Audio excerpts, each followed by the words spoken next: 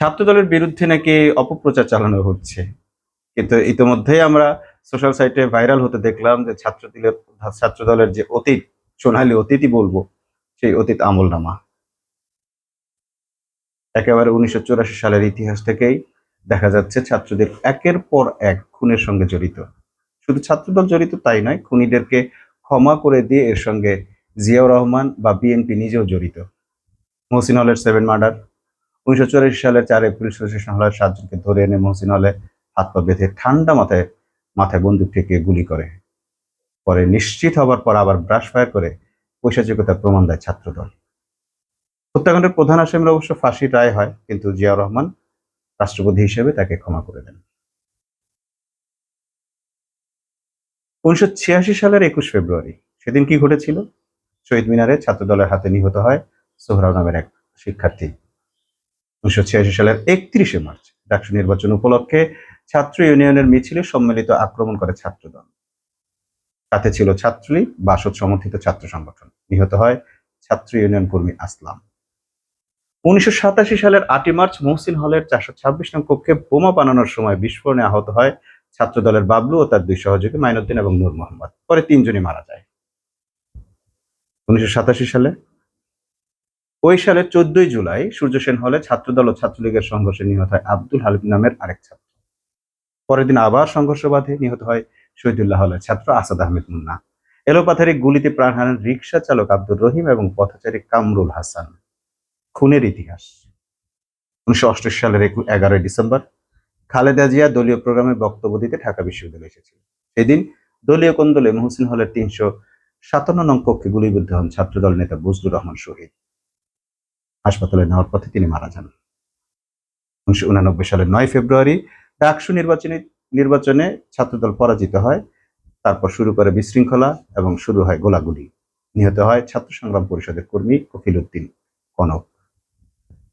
এরপরের ঘটনা ১৯৮৯ সালের ২৯ ডিসেম্বর অভ্যন্তরীণ বিরোধকে কেন্দ্র করে ফিনান্স বিভাগের আরিফ নামের এক ছাত্রকে গুলি করে হত্যা করা হয়।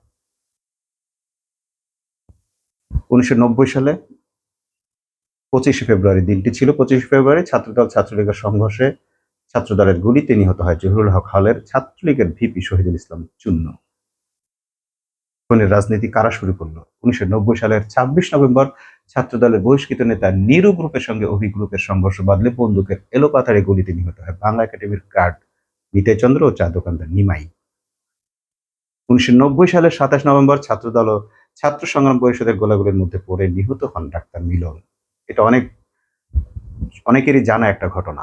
১৯৯১ সালের ২৭ অক্টোবর ছাত্রলীগ ও ছাত্রদলের মধ্যকার সংঘর্ষে ছাত্রদল কর্মী মির্জা গালিব ও লিটন, অপরদিকে ছাত্রলীগ কর্মী মিজানুর রহমান নিহত হয়। ক্রসফায়ারের মধ্যে পড়ে এক পথ শিশুও নিহত হয়। ১৯৯২ সালের ১৩ মার্চ গণতান্ত্রিক ছাত্র ঐক্য ও ছাত্রদলের মধ্যকার গোলাগুলির সময় নিহত হয় ছাত্র ইউনিয়নের ঢাবি শাখার তৎকালীন সমাজ কল্যাণ সম্পাদক মঈন হোসেন রাজু। ১৯৯২ সালের ১১ জুলাই কার্জন হলের সামনে ছাত্রদলের হাতে খুন হন ছাত্রলীগ কর্মী তন্ময়। ১৯৯২ সালের ৪ সেপ্টেম্বর সূর্য সেন হলকে দখল করার কেন্দ্র করে ছাত্রদলের ২ গ্রুপের মধ্যে সংঘর্ষ হয়। এ সময় ছাত্রদল নেতা আশরাফুল আজম মামুন ও ছাত্রদল কর্মী মাহমুদ হোসেন নিহত হন। ১৯৯৩ সালের ১ নভেম্বর চাঁদাবাজির টাকা ভাগ বাটোয়ারাকে কেন্দ্র করে ছাত্রদলের ২ গ্রুপের সংঘর্ষে নিহত হয় ছাত্রদলের তৎকালীন কেন্দ্রীয় কমিটির নাট্য সম্পাদক জিন্নাহ। ১৯৯৪ সালের ২২ সেপ্টেম্বর ছাত্রদলের ২ গ্রুপের সংঘর্ষে নিহত হয় ফজলুল হক হলের সাধারণ ছাত্র সরওয়ার হোসেন মিঠু। ১৯৯৬ সালে সেপ্টেম্বর মাসে সলিমুল্লাহ হলের ছাত্রলীগ নেতা জাকিরকে জগন্নাথ হলের গোবিন্দচন্দ্র দেব ভবনের ৭১ নম্বর কক্ষে গুলি করে হত্যা করা হয়। ছাত্রদলের বিরুদ্ধে এই খুনের অভিযোগ আসে।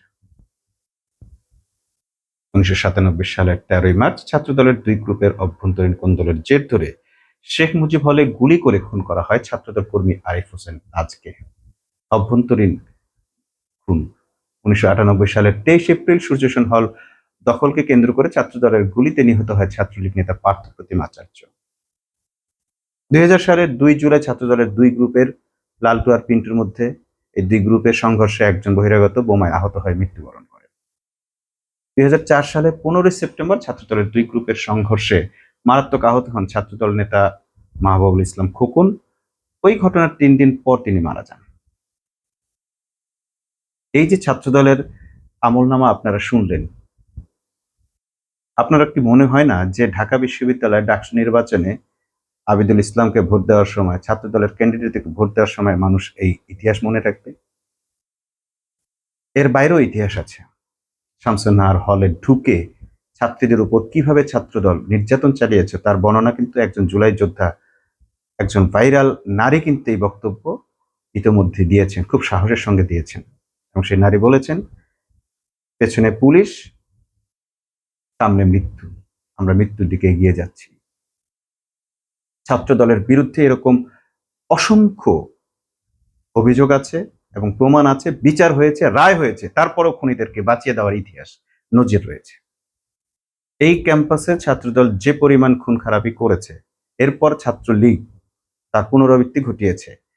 এই ইতিহাসের পর এই ছাত্র সংগঠনগুলো ক্যাম্পাসে আবার ওপেন রাজনীতি করার সাহস দেখায়, আবার লম্বা লম্বা কথা বলে, আবার বলে তাদের বিরুদ্ধে প্রোপাগান্ডা চালানো হচ্ছে। কোন মুখে বলে ঠিক আমার জানা নেই। আবিদুল ইসলাম ঢাকা বিশ্ববিদ্যালয়ের ডাকসুর ক্যান্ডিডেট, তিনি খুনিদের উত্তরসূরি।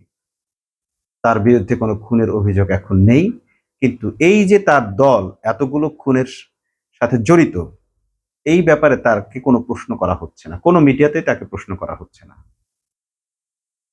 মিডিয়াকে এই প্রশ্ন করতে ভয় পায়? মেইন স্ট্রিমের মিডিয়া কি তাকে ভয় পায়, নাকি তারা আসলে মিডিয়াগুলো ছাত্রদলের পকেটে? এই বিষয়টা এখন আসলে অনেকেরই প্রশ্ন। ছাত্র শিবিরকে তো বহু ধরনের প্রশ্ন করা হয়, ১৭ নিয়েই তো সবসময় প্রশ্ন করতে করতে তাদেরকে ঝাঁঝরা করা হয়।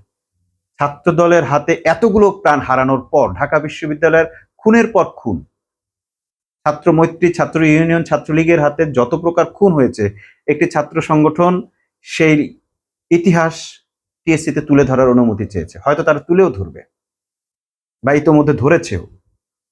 তাহলে দেখা যাবে যে ছাত্র রাজনীতির নামে এই ঢাকা বিশ্ববিদ্যালয়ে কি পরিমাণ ছাত্র হত্যা হয়েছে, এবং এগুলোর কোনোটার অভিযোগ আমলে না নিলাম, কিন্তু যেগুলোর প্রমাণ হয়েছে, সাজা হয়েছে, রায় হয়েছে, এবং তারপরে ইমেজ, এত ভালো ক্লিন ইমেজের প্রেসিডেন্ট জিয়াউর রহমান তাদেরকে ক্ষমা করে দিয়েছে, এই ঘটনাগুলো কি মানুষের মনে দাগ কাটেনি?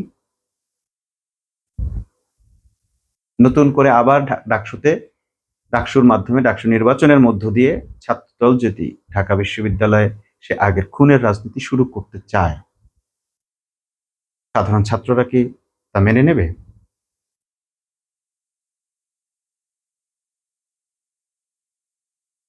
অফ করো।